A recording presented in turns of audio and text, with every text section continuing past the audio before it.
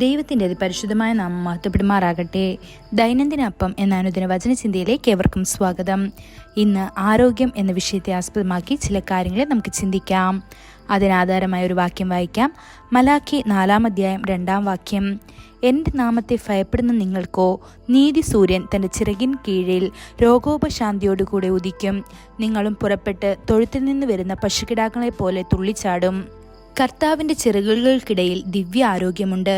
ഈ വാക്യത്തിൽ ഒരു തടിച്ച കാളക്കുട്ടിയുടെ പ്രതിച്ഛായ അവൻ്റെ സന്നിധിയിൽ വസിക്കുന്നവർ എങ്ങനെ അഭിവൃദ്ധി പ്രാപിക്കുകയും ശക്തിയും ചൈതന്യവും നേടുകയും ചെയ്യുന്നുവെന്ന് ചിത്രീകരിക്കുന്നു. സർവശക്തന്റെ നിഴലിൽ അത്യുന്നതന്റെ രഹസ്യ സ്ഥലത്ത് വസിക്കുന്നവർ തൊഴുത്തിൽ നിന്ന് പുറത്തിറങ്ങിയ കാളക്കുട്ടികളെ പോലെ സന്തോഷത്തോടെ തുള്ളും. നാം അവൻ്റെ ചിറകുകൾക്കടിയിൽ വരുന്ന നിമിഷത്തിലാണ് പ്രഭാത പ്രാർത്ഥനകൾ. അവൻ്റെ സാന്നിധ്യത്തിൽ സമയം ചെലവഴിച്ചതിനു ശേഷം അവൻ്റെ ദിവ്യ സമാധാനം, ആരോഗ്യം, ശക്തി എന്നിവയാൽ നാം നിറയുന്നു. അത് പകലിനെ നേരിടാൻ നമ്മെ സഹായിക്കുന്നു. മോശ മരുഭൂമിയിലൂടെ ഇസ്രായേലിയരെ നയിച്ചപ്പോൾ മേഘസ്തംഭങ്ങൾ ഒരു ദിവ്യ മേലാപ്പ് പോലെ അവരെ മൂടി.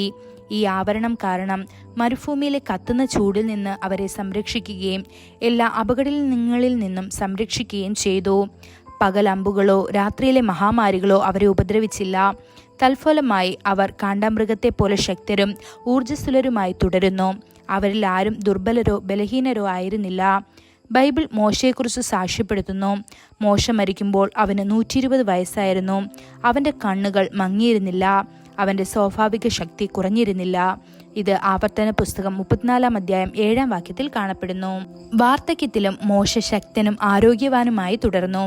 കാരണം അവൻ കർത്താവിൻ്റെ സാന്നിധ്യത്താൽ മൂടപ്പെട്ടിരുന്നു. ഇന്ന് നിരവധി ചെറുപ്പക്കാർ ബലഹീനതയോടും അസ്ഥിരതയോടും പോരാടുന്നു. പുകവലി, മയക്കുമരുന്ന്, ദുരുപയോഗം, അശ്രദ്ധമായ ജീവിതം തുടങ്ങിയ ദോഷകരമായ ശീലങ്ങളിലുള്ള ആസക്തി അവരുടെ ശരീരത്തെ ദുർബലപ്പെടുത്തുന്നു.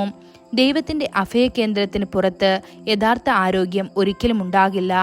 ആരെങ്കിലും ദൈവത്തിൻ്റെ സംരക്ഷണത്തിൽ നിന്ന് അകന്നിരിക്കുമ്പോൾ രോഗവും കഷ്ടപ്പാടും മാത്രമേ നിലനിൽക്കൂ. അത്തരം വ്യക്തികൾക്ക് ആശുപത്രികളും മരുന്നുകളും അവരുടെ അഭയസ്ഥാനമായി മാറുന്നു. പക്ഷേ ഇവയ്ക്ക് ശാശ്വതമായ ആരോഗ്യം നൽകാൻ കഴിയുകയില്ല. സഹോദരൻ AVM, ഒരു മുൻ സിനിമാ നടനും പിന്നീട് ദൈവദാസനുമായി മാറിയ രാജൻ, ഒരിക്കൽ തൻ്റെ സാക്ഷ്യം പങ്കുവച്ചു. എനിക്കൊരു ഭയാനകമായ രോഗം പിടിപെട്ടു. അതെന്നെ അംഗവൈകല്യമുള്ളവനും നടക്കാൻ കഴിയാത്തവനുമായി മാറ്റി. ഡോക്ടർമാർക്ക് എന്നെ സുഖപ്പെടുത്താൻ കഴിഞ്ഞില്ല. മരുന്നുകളും ചികിത്സകളും എന്നെ പരാജയപ്പെടുത്തി. അപ്പോഴാണ് യേശുവിൻ്റെ ചിറകുകളുടെ ആവരണത്തെക്കുറിച്ച് ഞാൻ മനസ്സിലാക്കി അവൻ്റെ അടുക്കിലേക്ക് ഓടിയെത്തിയത്. കർത്താവ് എൻ്റെ ലംഘനങ്ങളെ ക്ഷമിച്ചു, എൻ്റെ രോഗങ്ങൾ സുഖപ്പെടുത്തി. ഇന്ന് ഞാൻ എൻ്റെ എല്ലാ ശക്തിയോടെയും അവനെ സേവിക്കുന്നു. ദൈവമക്കളെ, നിങ്ങൾക്ക് വേണ്ടി കർത്താവിന് അത് തന്നെ ചെയ്യാൻ കഴിയും.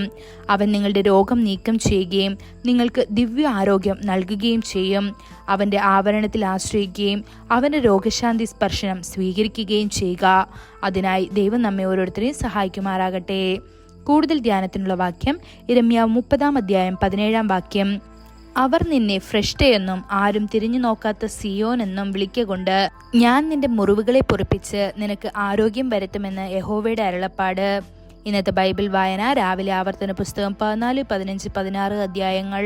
വൈകുന്നേരം മർക്കോസ് 12-ാം അധ്യായം 28 മുതൽ 44 വരെയുള്ള വാക്യങ്ങൾ. ആമേൻ.